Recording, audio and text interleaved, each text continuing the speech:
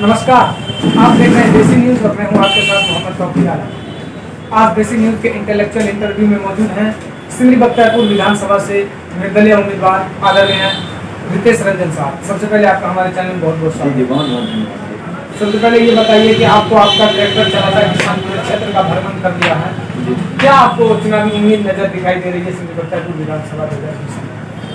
देखिए, ये सिमरी बख्तियारपुर विधानसभा जो है कोसी का पिछड़ा इलाका है और हम लोगों ने 2011 से और 2020 का समय है, हम लोग यहाँ काम करते रहे हैं, लोगों की सेवा करते रहे हैं। एक तरह से हम आप मान सकते हैं हम लोग प्योर सोशल वर्कर।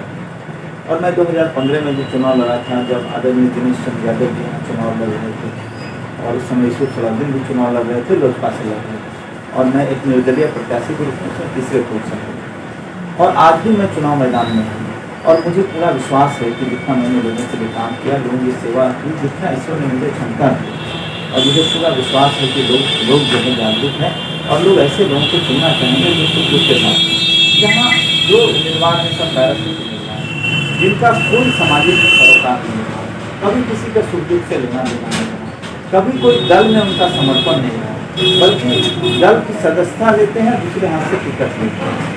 एनडीए का जो लोग था वो जो है आरजेडी से टिकट ले लिया और जो लोग आरजेडी गठबंधन के लोग थे वो एनडीए में जाकर उम्मीदवार बन गए। यहाँ किसी दल का सिद्धांत का विचारधारा नहीं रहा और ऐसी परिस्थिति में हमें पूरा भरोसा है कि आम जनता बहुत जागरूक है और वो कहीं ना कहीं हमें वोट देगी। नहीं, आपने सामाजिक कार्यकर्ता की बात की, आप सामाजिक कार्यकर्ता वाकई हैं, मैंने भी इसका काफ़ी लाभ उठाया है। तो ये बताइए कि रितेश रंजन की कभी सद्भावना साइकिल यात्रा हुआ करती थी, आज ट्रैक्टर चलाता किसान में क्यों बदल गए? रितेश रंजन का क्या कारण रहा कि उन्होंने राजद को त्याग दिया? देखिए, हमने राजद में बड़ा एक समर्पित वर्कर की तरह काम किया। आदरणीय तेजस्वी यादव जी ने मुझे स्पेशली कहा था कि आप मेहनत करिए, आप जो है आपकी एक लोकप्रियता है, आपको हम चुनाव लड़ रहे हैं। और मैंने उपचुनाव में उनको काफ़ी मदद की और यहाँ से कैंडिडेट जो आरजेडी को यहाँ कभी 36,000 से ज़्यादा वोट हैं और पिछली बार उपचुनाव में 71,000 वोट। मैं नहीं कहता वो सारा मेहनत मेरा है, लेकिन मेरा जो है एकदम 100% प्रयास था। और मेरा एक चीज़ मानना है कि यहाँ में कई दल होंगे, सैकड़ों दल हैं, लेकिन सभी दल को लोग नहीं जानते। दल उसी को जानते हैं जिसके पास समर्पित कार्यकर्ता है और जिस दल ने समर्पित कार्यकर्ता को नकारा है वो दल मिट्टी में मिलने से भी नहीं बाकी रहा। अगर राजद समर्पित कार्यकर्ताओं को नकारती किसी एक सीट पे, तब भी वो दल सहा जा सकता था। सिर्फ सहरसा जिले के सभी सीट पे आपने समर्पित कार्यकर्ता को नकार करके बोरो प्लेयर को लाया। अगर क्रिकेट के मैदान में भी कोई क्रिकेट खेलने जाता है तो एक दो प्लेयर तो बोरो करता है, 12 का 12 टीम अगर आप बोरो कर लीजिएगा तो फिर क्या हाल है? जो सिमरी बख्तियारपुर के वर्तमान विधायक थे उनका टिकट काटा गया, तो इनको लेकर के आप चिंतित थे? देखिए, हम लोग ने दल में लोकतंत्र को माना है और दल में हमारे आदरणीय विधायक जफर आलम के समय और वो अपने टिकट का प्रयास कर रहे थे, तो दल में हम भी टिकट का प्रयास कर रहे थे और हो सकता था टिकट या तो उनको मिल जाता या हमको मिल जाता या दल के किसी अन्य लोगों को मिल जाता। तो अगर किसी को मिल जाता तो हम लोगों को कोई दिक्कत नहीं होती, लेकिन दल में टिकट उनका कटा, उसके बाद किसी समर्पित कार्यकर्ता का टिकट ना होना और ऐसे लोगों को टिकट दे देना जिनके पिताजी जो हैं लोजपा के सांसद रहे हैं, जो एनडीए की सवारी कर रहे हैं, वो एक पाँव एनडीए में रखेंगे, एक पाँव जो है राजद गठबंधन में रखेंगे। जनता जागरूक है, जनता देख रही है। नहीं, तो आपके पार्टी छोड़ने का कारण क्या रहा होगा? मेरे पार्टी छोड़ने का कारण बस एक ही सीधा फर्क है कि यहाँ जनता जो है, अगर दल ने समर्पित कार्यकर्ताओं का त्याग किया है और हम जनता के लिए समर्पित रहे, इसलिए हमने पार्टी छोड़ करके जो है चुनाव मैदान में आने का काम किया। क्योंकि यहाँ की जनता जो सक्रिय कार्यकर्ता हम लोगों के थे, उन लोगों ने सीधे निर्णय लिया कि हम लोगों ने आपको नेता बनाया है, इसलिए हम लोगों का जो निर्णय है वो आपको मानना है। सर, आपने चुनावी कार्यकर्ता का भी टिकट काटा और इसको लेकर के आप चिंतित हैं, लेकिन आप उसी के अगेंस्ट में सिमरी बख्तियारपुर से चुनाव लड़ रहे हैं? नहीं, चुनावी कार्यकर्ता का टिकट काटा उसको लेके चिंतित नहीं है, समर्पित कार्यकर्ता को टिकट नहीं दिया इसको लेके चिंतित है। और राजद के किसी समर्पित कार्यकर्ता को टिकट नहीं दिया गया। अब अगर नहीं दिया गया तो अब चिंता किसकी की जाएगी? राजद ने समर्पित कार्यकर्ता को टिकट ही नहीं दिया, इसलिए हमको चिंता उसकी नहीं है। और अगर जो जफर आलम जी हैं वो जाप से टिकट लेकर बने, दल से चुनाव लेकर लड़ रहे हैं, इसलिए उनकी चिंता नहीं की जा सकती ना। वो अगर दल से हट के अगर चुनाव लड़ते और सबकी बैठक करके चुनाव लड़ते तो उनकी चिंता की जाती। हमने जो है चुनाव लड़ा, मैं किसी दल से चुनाव नहीं लड़ रहा, मैं निर्दलीय चुनाव लड़ रहा हूँ। तो मैंने दल से बगावत किया है, लेकिन किसी दल में नहीं गया और अपने कार्यकर्ता के हिसाब से चुनाव लड़। तो अगर 2020 में सिमरी बख्तियारपुर की जनता रितेश रंजन को अपना पार्टी के तौर पर, अपने निर्दलीय उम्मीदवार के तौर पर अपना विधायक मानती है, तो रितेश रंजन के चुनावी पिटारे में सिमरी बख्तियारपुर के लिए क्या घोषणा है, उसकी क्या मैनिफेस्टो है, ये बता दीजिए।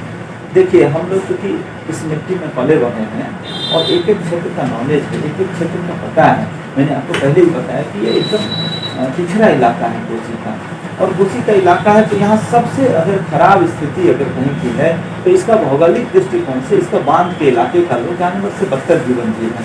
मतलब वहाँ आज भी आज़ादी के 70 साल बाद भी अगर वहाँ पे लोगों को रात बिरात अगर महिलाएं बीमार पड़ती हो, प्रसव पीड़ित महिला हो, बुजुर्ग अगर बीमार पड़ते हो, कोई बच्चा बीमार पड़ता हो, जवान व्यक्ति बीमार पड़ता हो, तो वो रात में भगवान के भरोसे रह जाता है। तो उसको अब सुबह की किरण का इंतजार करता है कि नाव कब मिलेगी, कब हम बख्तियारपुर नाव टप के जाएंगे। नाव टपने के बाद भी उसको कोई गाड़ी नहीं मिलेगी।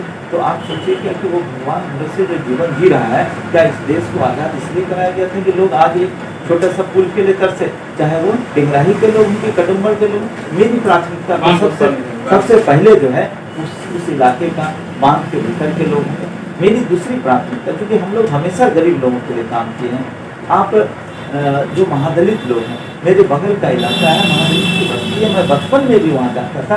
आज भी लोग उससे उबर नहीं पाए, उसी स्थिति में आज हैं। आज सरकार सारी योजनाएं नीतीश कुमार ने दलित के जगह महादलित कर दिया, सारे दलित काट के ले गए, सारी राजनीति हो रही है, लेकिन उनका क्या हुआ है? आज तक बास्केट पर्चा जैसा छोटा चीज से आज भी लोग आपको कहते मिल जाएंगे तो मुझे जमीन उपलब्ध नहीं है, उसके बाद मरने के लिए उनको जमीन नहीं है। मेरी प्राथमिकता पे ये होंगे, मैं इनके बास्केट पर्चा को जीतने के बाद ही सब लोगों को जमीन मुहैया कराने का काम, और उसके बाद इन लोगों का जो अंतिम मौत के बाद जो ये लोग इधर उधर भटकते रहते हैं दान संस्कार के लिए, तो प्रत्येक पंचायत में एक शमशान घाट की व्यवस्था ये मैं महादलित लोगों के लिए करूँगा। दूसरा बात है कि हमारा क्षेत्र जो है, यहाँ पर जो युवा हैं वो काफ़ी बेरोजगारी का दंश झेल रहे हैं, यहाँ से काफ़ी मजदूरों का पलायन बाहर होता है। तो मेरी प्राथमिकता में यहाँ पर यहाँ रोजगार के क्या चीज़ हो सकते हैं जो परमानेंट हो। मैं मुकेश सहनी वीआईपी के राष्ट्रीय अध्यक्ष की तरह ये तो नहीं कह सकता कि मैं 5000 लोगों को रोजगार दूंगा। हो सकता है उनका मुंबई में फैक्ट्री चलता हो कि यहाँ 5000 लोगों को वहाँ भेज के रोजगार दिला दूंगा,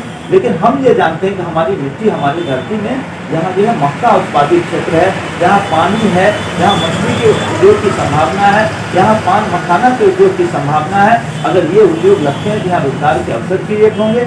अगर युवाओं को यहाँ पर सही शिक्षा दी जाएगी तब रोजगार के अवसर क्रिएट होंगे। दूसरा है यहाँ टेक्निकल एजुकेशन दिया जाएगा तब रोजगार के अवसर क्रिएट होंगे। अनुमंडल स्तर का ये अनुमंडल मुख्यालय है, अगर अनुमंडल मुख्यालय के हिसाब से सारे संसाधन यहाँ पे होते हैं तब रोजगार के अवसर यहाँ पैदा हो सकते हैं। तो मैं उस लेवल पर काम करना चाहूँगा। आपने बहुत से मुद्दों को ध्यान में रखते हुए उनकी प्राथमिकता दिलाने का काम किया, लेकिन ऐसे इलाके जो अधिक आपने बताए वो आपदा की दोहरी मार झेल रहा था। एक तरफ कोरोना जैसी वैश्विक महामारी, दूसरी तरफ बाढ़ की जो हालात खासा कर दिए थे। तो ऐसे संकट मोचक समय में जब लोगों को मिलना प्रतिबंधित था सरकार द्वारा, ऐसे में मौजूदा विधायक उन लोगों के पास 10 बार गए, उन्होंने देसी न्यूज़ के ग्राउंड रिपोर्ट में बताया। तो ये एक अच्छी राजनीति है। और दूसरी बात ये है कि आपने सारी चीज़ को जिक्र में लाया, लेकिन शिक्षा को लेकर के आपने कहीं बात नहीं की। शिक्षा का स्तर काफ़ी लचर है अपने इलाके में, और जो जॉब कैंडिडेट मोहम्मद जफर आलम है, उनकी प्राथमिकता ये है कि वो सिविल बख्तियारपुर को एक डिग्री कॉलेज दें। शिक्षा को लेकर के रितेश रंजन के मन में क्या विचार है? देखिए, सबसे बेस समाज का रीढ़ जो है शिक्षा व्यवस्था है। जब शिक्षा व्यवस्था में आप सुधार करेंगे, आज आप देख लीजिए बिहार की शिक्षा व्यवस्था की क्या स्थिति। जो व्यक्ति 3000 रुपये महीना कमाता है वो व्यक्ति भी अपने बच्चे को प्राइवेट स्कूल में डालता है, जबकि सरकार का इतना बड़ा राशि शैक्षणिक स्तर पर खर्च होता है, लेकिन फिर भी लोग सरकारी स्कूल में जाना पसंद नहीं करते। मुझे याद है मैं 94 में मैट्रिक किया, उस समय स्कूल को भवन नहीं था, लेकिन स्कूल में टीचर इतने अच्छे थे कि हमको लगता है कि उस समय प्राइवेट स्कूल की इतनी मान्यता, इतना प्राथमिकता नहीं थी। लेकिन मैं आपको बताता हूँ कि अगर मुझे ईश्वर ने मौका दिया और जनता का आशीर्वाद मुझे मिलता है तो बिहार में अगर शिक्षा व्यवस्था का मानक अगर तय होगा तो सिमरी बख्तियारपुर से तय होगा। मेरे दिल में वो अरमान है, और मैं जानता हूँ कि अगर कुर्सी में ताकत है, लेकिन उसके कुर्सी पर बैठने वाला व्यक्ति के अंदर भी विजन होना चाहिए। आप देख सकते हैं कि दिल्ली प्रदेश की राजधानी है, वहाँ अगर मनीष सिसोदिया ने शिक्षा में इतना बड़ा क्रांति किया कि सरकारी स्कूल से अगर आपको 400 साढ़े 400 IIT बच्चे क्वालिफाई कर रहे हैं, तो वो किसके बच्चे कर रहे हैं? गरीब के बच्चे कर रहे हैं। क्या वो पैटर्न बिहार में नहीं लागू हो सकता? अगर वो पैटर्न सबसे पहले कहीं लागू होगा तो सिमरी बख्तियारपुर के अंदर लागू होगा। इसी संसाधन में इतनी बेहतर शिक्षा व्यवस्था की जाएगी कि आम आवाम गरीब के बच्चे भी अच्छे शैक्षणिक रूप से पढ़ सकेंगे। दूसरी बात है कि डिग्री कॉलेज या किसी अन्य कॉलेज को लाने का, तो ये बहुत पहले और बहुत प्राथमिकता के स्तर पर काम होना चाहिए। यहाँ डिग्री कॉलेज होना चाहिए, यहाँ ITI कॉलेज होना चाहिए, यहाँ नर्सिंग कॉलेज होना चाहिए, यहाँ सारे इस तरह के कॉलेज की व्यवस्था होनी चाहिए। आप सोचिए कि अनुमंडल मुख्यालय एक लाइब्रेरी तक नसीब नहीं है यहाँ के लोगों को। यहाँ व्यवसायियों की क्या स्थिति है? आज व्यवसायी यहाँ असुरक्षित हैं। आप सोचिए कि मैं अगर मुझे लगता है कि मुझे अवसर मिलेगा तो सबसे पहले व्यवसायी का जितना जगह है उसको CCTV कैमरे के अंदर कैद करूंगा, जिससे कोई भी दुर्घटना उनके साथ ना हो सके। दूसरी बात है, यहाँ मक्का का बहुत बड़ा व्यापारी है, बहुत सारा गल्ला का काम होता है, और आप सोचिए अनुमंडल मुख्यालय होने के बावजूद भी यहाँ जो है आपको रैक पॉइंट नहीं है। तो मैं निश्चित रूप से ऐसे हर चीज़ पे मेरी निगाहें हैं, क्योंकि एक संवेदनशील जनप्रतिनिधि होने के नाते मुझे पता है कि यहाँ पर किस किस चीज़ की आवश्यकता है, किस किस चीज़ की प्राथमिकता होनी चाहिए। और जहाँ तक आपको बता दें, कोरोना काल की बात करें तो आदरणीय विधायक भी उस समय, वर्तमान विधायक भी उस समय घूम रहे थे, मैं उनकी तारीफ करता हूँ। लेकिन मैं इस बात को कहना चाहूँगा कि हमें एक सोशल वर्कर के नाते हम लोगों ने यहाँ लंगर किचन चलाया था। उस किचन में सैकड़ों लोग डेली खाते थे। उसके बाद जहाँ जहाँ लोग जरूरत थे वहाँ जा करके मैंने किट बांटा था। सिर्फ लोगों के बीच घूम जाने से कोई लोगों को राहत नहीं मिलती है। उसके लिए राहत के लिए सरकार को दबाव की आवश्यकता थी। और आपको बता दें, हमारे इलाके का बहुत लोग दिल्ली, पंजाब, राजस्थान कई जगह थे। मैंने व्यवस्था करके, एक साधारण परिवार का कार्यकर्ता, साधारण परिवार का लड़का होने के बावजूद मैंने व्यवस्था करके उन लोगों को पैसे भेजे जिससे उनको आने में प्रॉब्लम नहीं हो। दिल्ली के कई इलाके में, लक्ष्मीनगर इलाके में हमने किचन का अपने साथियों को करके व्यवस्था कराया, सब्जी मंडी की व्यवस्था कराया।